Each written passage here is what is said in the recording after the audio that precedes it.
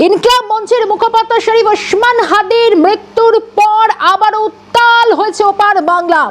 রাতভর এবং যে পরিস্থিতি তৈরি হচ্ছে, ভাঙচুর, আগুন জ্বলছে ঢাকা, গোটা বাংলাদেশে। ওসমান হাদির দেহ নিয়ে জেহাদিরা যেভাবে রাস্তায় নামছে, এবং শুধু তাই নয়, একের পর এক ঘটনা। বৃহস্পতিবার মধ্যরাতের পর ধানমন্ডি ছায়ানটের বেলডেকে বিভিন্ন জায়গাতে তার ভাঙচুর, একাধিক বাদ্যযন্ত্র শিল্পকর্মের উপরে আঘাত নামে, এদিক ওদিক ছড়িয়ে ছিটিয়ে কাগজপত্র, যেখানে সুর নোট লেখা। ঢাকার একাংশ জুড়ে ইন্টারনেট বন্ধ। যে ছবি উঠে এসছে কিছুক্ষণ আগে থেকে লাগাতার দেখিয়ে যাচ্ছে, বন্ধ হয়েছে সব ধরনের ডেলিভারি সিস্টেম। শিল্পের ওপর নির্মম হামলার ভয়াবহ ছবি, ভয়াবহ পরিস্থিতি। ছায়ানটে এদিক ওদিক ছড়িয়ে ছিটিয়ে রয়েছে যে ভাঙচুরের তাণ্ডবের ছবি। বিকেল থেকে ফের যে আগুন এবং সেনাপ্রধান ওয়াকারের সঙ্গে হটলাইনে কথা হবে ভারতীয় সেনা কর্তাদের। একাধিক প্রশ্ন সামনে আসছে, ক্রমশ ভারত বিরোধী স্লোগান উঠছে। যে ছবি শনিবার বাংলাদেশ জুড়ে পালন হবে শোক দিবস। বিকেল থেকে ফের আগুন জ্বলতে পারে ঢাকা সহ গোটা বাংলাদেশের। এবং হামলার পরে এই দৃশ্যই দেখা যাচ্ছে সংস্কৃতি চর্চার অন্যতম পীঠস্থান ছায়ানটে। ওসমান হাদির দেহ নিয়ে জিহাদিরা রাস্তায় নামবে, এখনো সেই আশঙ্কার জায়গাটা তৈরি হচ্ছে। যে ছবি এবং যেখানে কান পাতলে একটা সময় শোনা যেত কবিগুরু এবং রবীন্দ্র নজরুলের যে গান, সেখানে এখন শুধু ধ্বংসস্তূপ, চলছে লাঠি, এবং যেভাবে হামলার ছবি ক্রমশ স্পষ্ট হচ্ছে। ওসমান হাদির দেহ নিয়ে একদিকে জেহাদিরা রাস্তায় নামবে, দুপুরের পর থেকে কি পরিস্থিতি আরো অনেকটা বিগড়ে যেতে চলেছে, আরো কি নতুন করে একটা আশঙ্কার মেঘ ঘনাচ্ছে বাংলাদেশে। সরাসরি যাব নিউজরুম থেকে, রয়েছেন আমাদের সঙ্গে জোরাওয়ারে আমাদের চিফ রিপোর্টার সত্যজিৎ মুখোপাধ্যায়। সত্যজিৎ, যে ছবি অন্তত উঠে আসছে, খুব মনে হচ্ছে যে আজ থেকে ঠিক 1.5 বছর আগে সেই অশান্ত বাংলাদেশ, সেই অশান্ত পরিস্থিতি নতুন করে আবারও আগুন জ্বলছে। কি হচ্ছে ইউনুসের নতুন বাংলাদেশে? আবারও কি একটা আশঙ্কার মেঘ?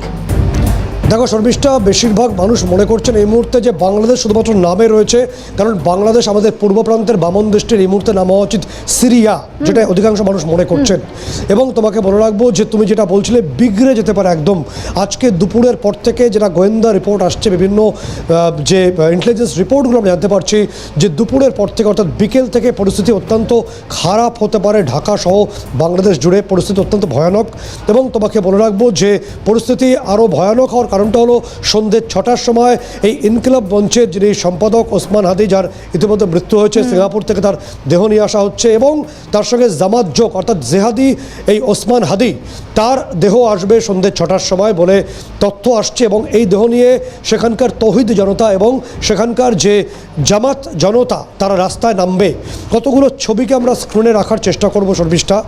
ক্লাসিফাইড ওয়েতে বোঝা যাবে যে বাংলাদেশের আলটিমেট ছবিটা কোথায়। শুধু ছায়ানট সাংস্কৃতিক পীঠস্থান ভাঙচুর হয়েছে এমনটা নয়, এই ভাঙচুরটা এমনভাবে করা হয়েছে কালেকটিভ ওয়েতে, পুরো ঢাকাকে স্তব্ধ করতে চাইছে এই জিহাদি জনতা, তৌহিদি জনতা।